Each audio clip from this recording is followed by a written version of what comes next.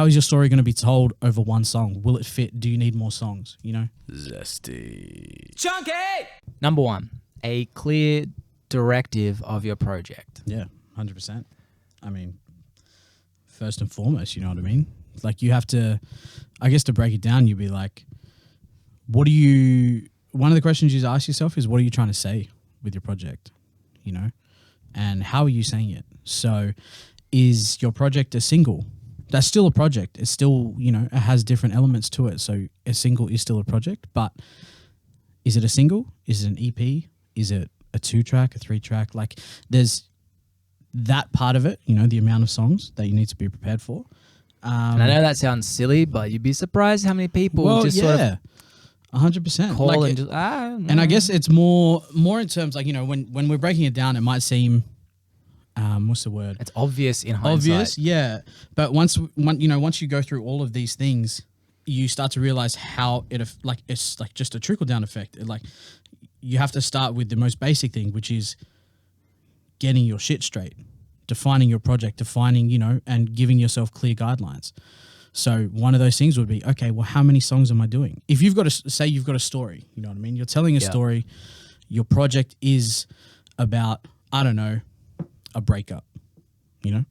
Is one song going to explain enough of what you went through? Or are you going to need a couple of songs where it's going to be like, this was the really bad part. Was that Family Guy thing with Stu? He's like, oh, what? And that's a C. No. I'm going to try and find that. Yeah. You have to, you know, how is your story going to be told over one song? Will it fit? Do you need more songs? You know, describing that and defining that to yourself. Another thing is your soundscape. I think we touched on this in one of the other episodes. Yep. But that's such an important thing, you know, like give yourself references, you know, like it's not necessarily that you have to stick to them 100%, but at least as a starting point to define the sound that you're trying to go for. It's super helpful for you to stay on track when you're writing and for your producer to stay on track when he's making things. Sure, there'll be variations in things, but like it really, really does help. Yeah. It's just that's the thing. The more that you know about your project, it gives direction, you know, like think of it like if you ask for someone for directions to a place, take away maps like Google Maps or whatever. Yeah.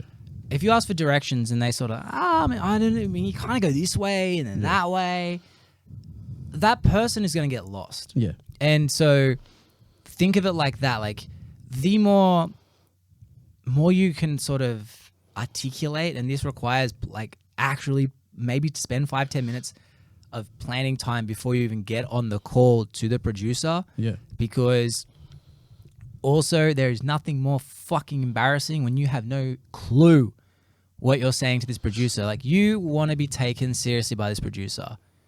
You know, like there's a level of respect, there's a level of professionalism.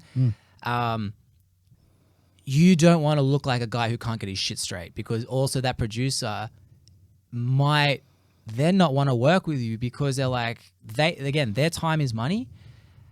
And if you come across going, look, I kind of know these, I know the rules and like the things of which I want to see with this project. I'm also giving this information to you and we can break it down. But the more that I come presenting to you, the more professional and respected you're going to be by this producer.